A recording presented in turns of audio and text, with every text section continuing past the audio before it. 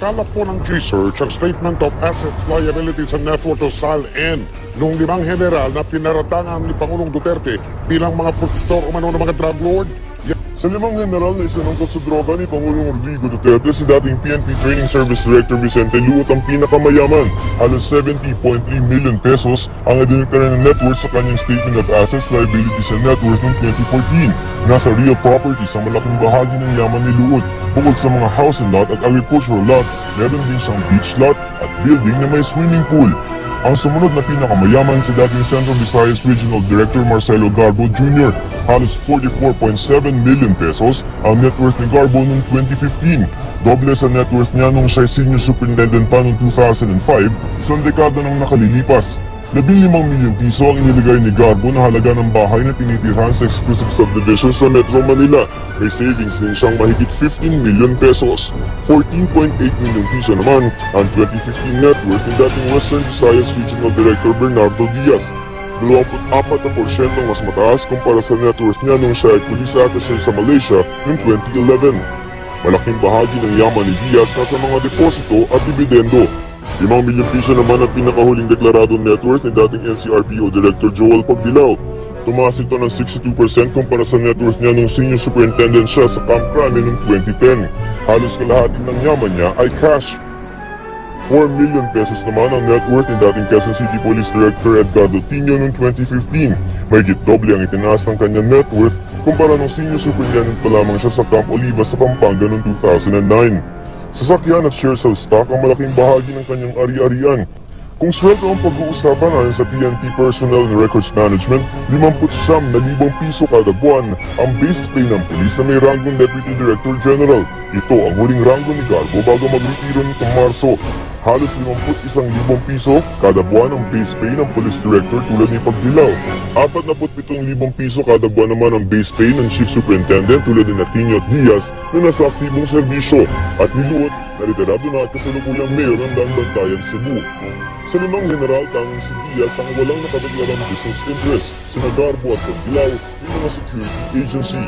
Replacement agency rin at law office ang deklara si Garbo. Si Tino may retailing at calling services, habang si Luot idineklara sa kanyang 2014 SAL-N ang negosyong real estate, restaurant, lending company at sabungan ng kanyang asawa.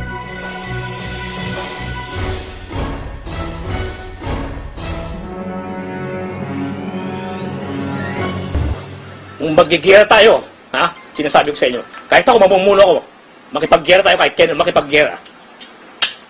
Pero kung yung desire na magserbisyo pa after this, wala na akong desire.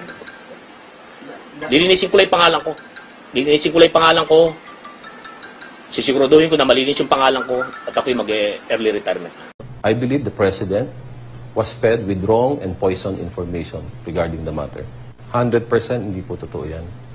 Alam po ng ating mahal na Panginoon na siya lang ang aking huwes sa puntong ito. But what is certain is, number 1, I have my integrity intact. Number 2, I have God watching over and protecting me and my loved ones. Then, kaya ko po kayong tingnan, mata sa mata. Kaya ko pong isubject ang aking sarili for lie detector test. Ako po si Police Chief Superintendent Edgardo Gonzales Quino, magmula po sa ako'y Second Lieutenant hanggang ako po'y mag-Chief Superintendent. Alam ko po ang aking pagkatao. I have never been involved in illegal drugs activity. I have never been involved in any shenanigans, so to speak. I have never been involved in nefarious activities. And hindi po ako dregs of society, hindi po ako salot ng lipunan. Hindi ko po matatanggap yan kasi sa kabila po ng ginagawa namin na laban sa drugs, sa kampanya ng ating bagong presidente at ng ating bagong halal na GPNP na si Sir De La Rosa. Ito ba po yung kapalit na sa aming lahat ng ginagawa? Na unang-una ay isa po ako sa galit na galit sa drugs. May kasalanan. Before the bar of public opinion, sigurado, sabihin nila, may kasalanan ako. Kanya ako, Papasalamat ako dahil binigyan niyo ako ng pagkakataon na ito. Hindi ba? Sir, Nagkasalamat ako at unang-una, malilinis ko yung pangalan ko. Masabi ko rin yung saloobin ko na halos nabaliwala yung 35 years na pinagservisyoan ko. Sir, nung narilib po kayo sa QCPD, hindi kayo kinausap ni Director General? Walang kumausap sa akin, walang pa. Basta ang order ko is Office of the Chief PNP. Wala kayong, sir, naging idea kung ano yung reason behind dun sa pagkaka-relieve? Wala. Well, actually, kung makikita nyo, lahat naman ng district director na-relieve, di ba? Lahat ng 5 district director. So, wala akong inkling kung bakit mangyayari to sa akin. And ni sa hinagap, ni sa pangarap, ni sa bangungot, hindi ko inisip na mangyayari sa akin to eh.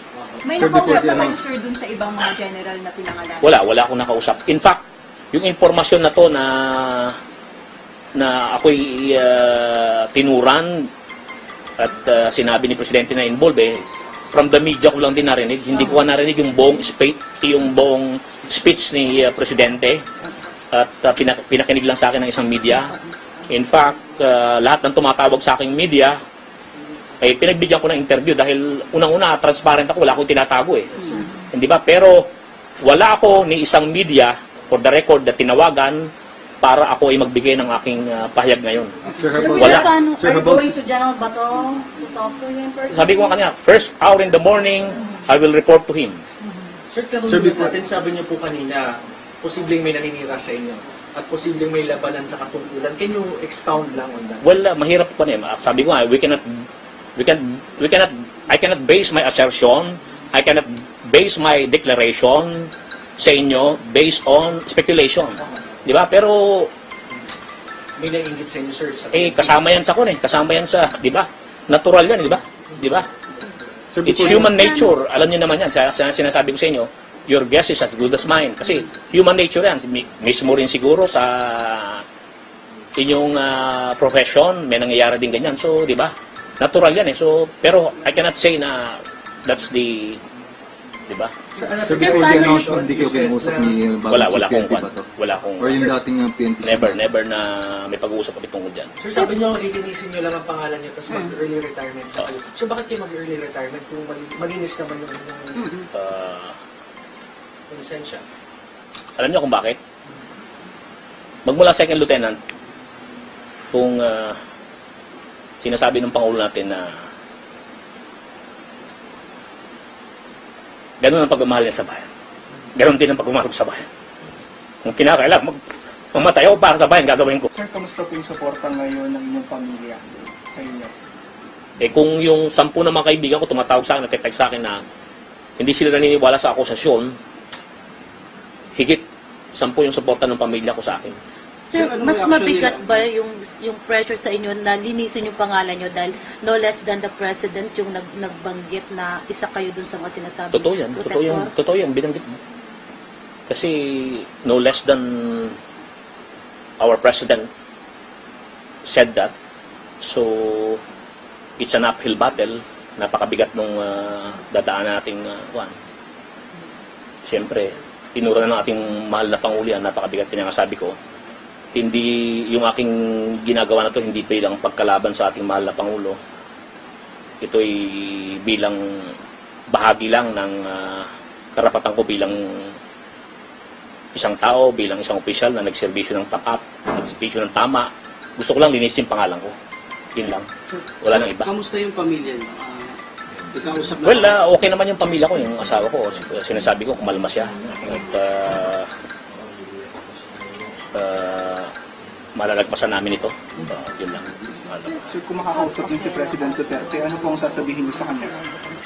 Well, kung makakausap yung ating mahal na Pangulo, sana po, sir, bago nyo po ginawa yan, pinatawag nyo po kami, ipinalag nyo po yung mga ebidensya laban sa amin, hinarap niyo po kami sa mga nag-aakus sa amin at nakausap namin at nasabi naman po namin yung katatayuan namin kung bakit nangyari yan. Saan, kailan, paano na-involve yung aming mga pangalan. Yun lang naman. Actually, kung makikita nyo, wala akong kasamang abogado. straight from the heart yung sinasabi ko sa inyo. Ha? Wala akong itinatago. Ang gusto ko lang ay marinig ako ng aking mga kababayan, marinig ako ng mga kaibigan, marinig ako ng mga aking pulis na pinagserbisyuhan, na sinasabi ko sa kanila na if you wear the uniform, there is no way na dapat magbit ka ng finger sa kriminalidad at illegal drugs. Kasi, pag ginawa mo yan, you have no right wearing the uniform.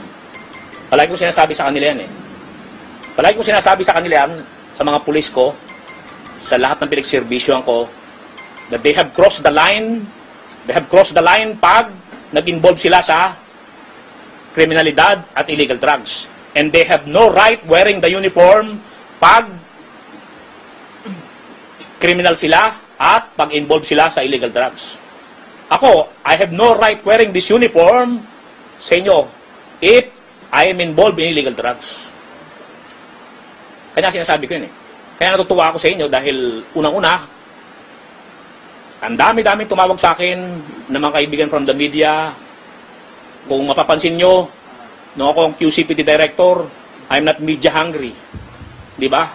Yung DDO ko, pinapa-interview ko. May mga accomplishment doon na hindi ako nagpapa-epal. Ayoko na, tinginan ako ng krami na, ayan, gumawa lang ng accomplishment niya si Tinyo, kanya gusto ma-media. Kahit tanong nyo sa mga kaibigan nyo from the media na iba, in fact, nagdi-decline pa ako eh. Sir, sorry ulitin ko lang. May idea po ba kayo kung sino yung nagbigay ng info kay Duterte? Wala akong idea. Wala akong idea, kanya nga sabi ko, ano? Itong si General Tinyo sa mga issue na ibinabato sa kanya. Sino man yung sibiyan yan na nag-link sa akin, sa ating mga yahaw. Yun lang. Pero may narinig mo ako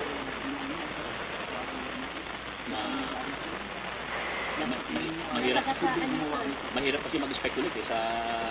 Sa ating trabaho naman, marami tayong sindikato na sagasaan, maraming opisyal na alam mo na, dahil human nature rin eh. Nakakalaban mo sa pwesto, nakakalaban mo sa di ba? Maraming kwan. Pero ang sinasabi po is meron daw pong holdings ang PNP chief laban sa inyo. Ibig sabihin evidence-based. Well, actually kung merong holdings yung ating Chief Philippine National Police, sabi ko nga more than willing tayong makiharap sa ating Chief Philippine National Police at patunayan yung ating sarili naman. Kung yung holdings ng Chief PNP ay will stand in court or will it stand in court or yung kanyang basihan ba will be standing on solid ground, more than willing tayo. Kaya sabi ko nga, first hour in the morning tomorrow, papasakop tayo, magre-report tayo sa Chief Philippine National Police.